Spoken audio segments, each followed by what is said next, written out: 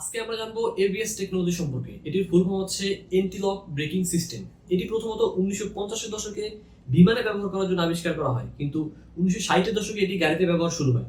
বর্তমান সময়ে আপনি বেশিরভাগ গাড়ি বা বাইকেই এই টেকনোলজি পাবেন। ধরুন আপনি এমন একটি গাড়ি ড্রাইভ করছেন যেখানে এবিএস নেই। আপনি যদি 80 স্পিডে গাড়ি চালান এবং হঠাৎ করে আপনার সামনে কোনো অবজেক্ট আসে, আপনি যদি গাড়ি ব্রেক করেন, আপনার চাকা স্লাইড করবে অথবা চাকা লক হয়ে যাবে। আমরা জানি নিউটনের প্রথম সূত্র অনুযায়ী বল প্রয়োগ না করলে স্থির বস্তু স্থির এবং গতিশীল বস্তু চিরকাল গতিশীল থাকবে। অর্থাৎ এমন কোনো জায়গায় যদি একটা বস্তুকে নিক্ষেপ করা হয় যেখানে কোনো ধরনের বল নেই, অর্থাৎ গ্র্যাভিটি নেই, বাতাস নেই, কোনো ঘর্ষণ বল নেই, সেটা যদি 80 বেগে নিক্ষেপ করা হয় সেটা অনন্তকাল সে 80 বেগেই চলতে থাকবে।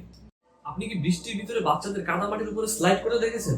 অর্থাৎ বাচ্চারা যখন কাদামাটির উপরে দৌড়ে এসে হঠাৎ দাঁড়িয়ে যায়, তার গতির জড়তার কারণে সে কিন্তু সামনের দিকে এগিয়ে যায়, কিন্তু সে যখন সামনের দিকে কাদামাটির উপরে স্লাইড করছে তখন কিন্তু তার নিজের উপর কোনো নিয়ন্ত্রণ থাকে না। সে চাইলেই সেই গতি কমাতে পারবে না কিংবা সে গতিটা চেঞ্জ করে দিক পরিবর্তন করতে পারবে না। এটা হচ্ছে গতির জড়তার কারণে হয়। এবং কি আমাদের এবিএস বিহীন যে গাড়িগুলো রয়েছে সেখানে এটাই ঘটে।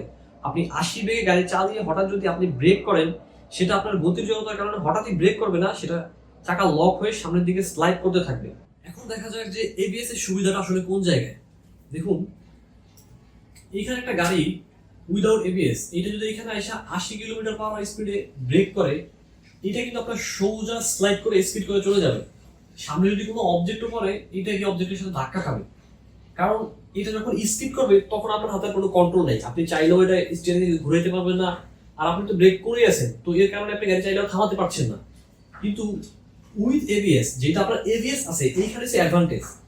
আপনি ধরেন ঠিকই 80 কিলোমিটার পার স্পিডে এসে এইখানে আপনি ব্রেক করলেন, আপনার এইখানে সোজা অবজেক্ট, এইখানে আপনার গাড়ি স্লাইড করবে না, এইখানে আপনার গাড়ি ব্রেকটা এভাবে ধরবে সার্ভে। এইটা হচ্ছে এবিএস, যার কারণে আপনার স্টিয়ারিং এর কন্ট্রোল আপনার হাতেই থাকবে। আপনি চাইলেই গাড়িটা ব্রেক করার পরেও স্টিয়ারিং দিয়ে ঘুরাইতে পারবেন না। আপনার সামনে অবজেক্ট, আপনি ব্রেক করছেন, আপনার অবজেক্টটা আপনি এভাবে ঘুরাইলে এইটাকে পাশ কাটিয়ে এভাবে গাড়িটা অন্যদিকে চলে যাবে। অর্থাৎ আপনার অবজেক্টের সাথে ধাক্কা না খেয়ে আপনি স্টিয়ারিং ঘুরিয়ে গাড়িটা অন্যদিকে নিয়ে গেলেন। কিন্তু আপনার যেটাতে এবিএস নাই, সেটাতে আপনি কোনোভাবে এটা কন্ট্রোল করতে পারবেন না। এইখানে আপনার অবজেক্ট থাকার পরে গাড়ি যখন এই 80-তে ব্রেক করবে, এটা সোজা গিয়ে এখানে ধাক্কা খাবে। এটাই হচ্ছে মূলত এবিএস এর অ্যাডভান্টেজ। এখন দেখা যাক যে এবিএস টেকনোলজির সাথে কি কি কম্পোনেন্ট কাজ করে। আপনি যখন প্রথমে ব্রেক প্যাডেলে চাপ দিচ্ছেন, তখন ব্রেক ফ্লুইড এবিএস অ্যাকচুয়েটর বা এবিএস মডিউলে যায়। সেইখান থেকে আপনার এই চারটা ভাগ হয়ে চারটা চাকাতে যায়, কিন্তু এই সবটা কন্ট্রোল করে আপনার ABS ECU. Wheel speed sensor থেকে তথ্য নিয়ে এবিএস ইসিউ বুঝতে পারে যে কখন আপনার এটা ব্রেক করা লাগবে, কখন ব্রেক ছাড়া লাগবে এবং কোন জায়গায় কতটুকু প্রেসার দেওয়া লাগবে, সেটা মূলত এবিএস ইসিউ কন্ট্রোল করে। আজকের ভিডিওতে আমরা জানলাম যে এবিএস কি, এটা কিভাবে কাজ করে, এর সুবিধা কি কি। তবে এবিএস এর পরেও ব্রেকিং সিস্টেমে আরো আধুনিক কিছু টেকনোলজি এসেছে, ইবিডি, ইএসপি এবং আরো কিছু সেফটি সিস্টেম। পরবর্তীতে অন্য কোনো ভিডিওতে আলোচনা করব ইবিডি, ইএসপি এবং এগুলোর সাথে এবিএস এর কি সম্পর্ক, কিভাবে এগুলো কাজ করে সে সম্পর্কে।